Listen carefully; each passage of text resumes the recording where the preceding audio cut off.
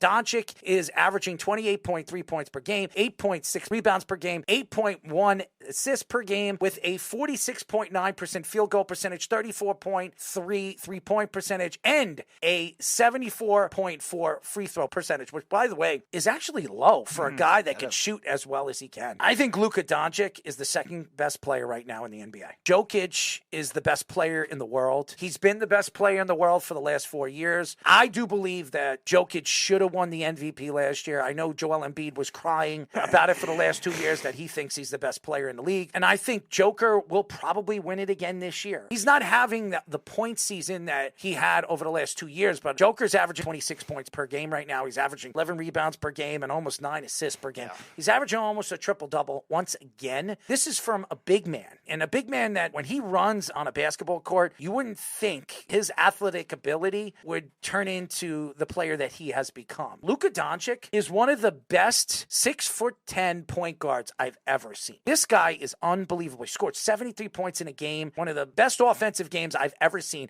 especially shooting-wise. If you're a Dallas Maverick fan, and we all know Mark Cuban is no longer the owner of the team because he's an idiot, because he wants to own a casino, and that was his deal with the organization when he sold it, was owning a piece of a casino that could be worth millions and millions of dollars. Maybe we should hire Tim Donaghy as part of the organization. Yeah, maybe. I think Luka Doncic really stands out. Now, do I think he's better than Dirk Nowitzki right now? No. I love Jason Kidd. I think he's one of the top 5 best point guards I've ever seen. The guy was dominant. For a guy his size, he was probably the best rebounding point guard I've ever seen. And he could see the court better than anybody I've ever watched play basketball. When he was at the prime of his career, when he was at the top end of his career, he would pass the ball in ways that you've never seen a point guard pass the ball. And for his size, at the point guard position, Isaiah Thomas, light and thin, good shooters that actually can go to the hole and defend, and John Stockton, who could pass the ball. I didn't look at Jason Kidd when he came into the league as a prototypical type of point guard, but his development as a player and what he did as an NBA player, taking the Nets to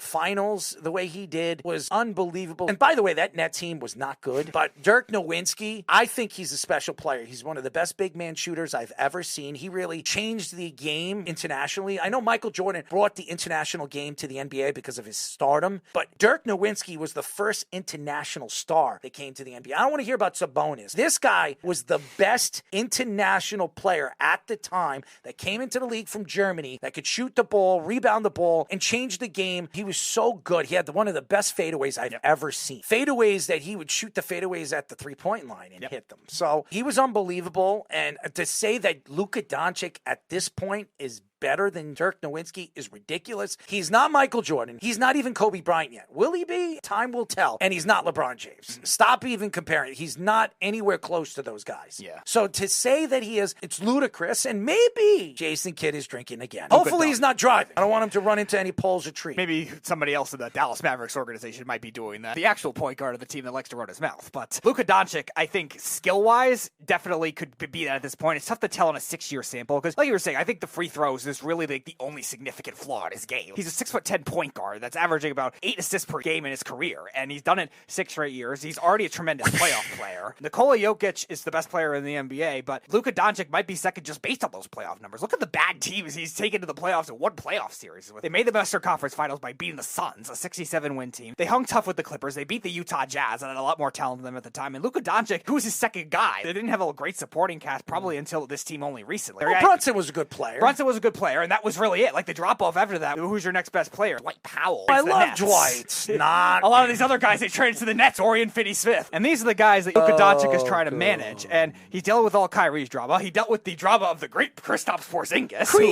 I like the yeehaw sound. I'm sure a lot of people in Dallas do, too.